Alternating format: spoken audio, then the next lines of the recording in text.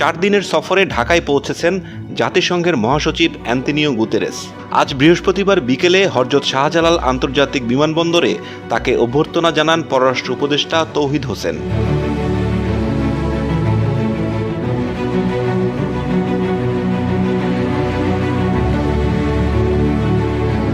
এটি বাংলাদেশে গুতেরেসের দ্বিতীয় সফর।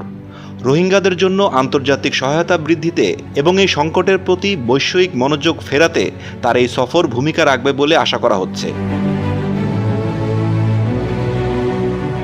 এই সফরে প্রধান উপদেষ্টা ডক্টর মোহাম্মদ ইউনূসের সঙ্গে তিনি রোহিঙ্গা ক্যাম্প পরিদর্শন করবেন এবং আগামীকাল প্রায় 1 লাখ রোহিঙ্গার সঙ্গে ইফতার করবেন।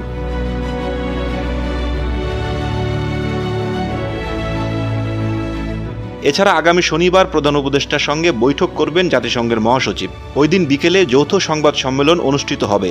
জাতীয় ঐক্যমত্য কমিশনের সঙ্গেও বৈঠক করবেন গুতেরেস। রোববার সফর শেষে বাংলাদেশ থেকে ফিরে যাবেন গুতেরেস।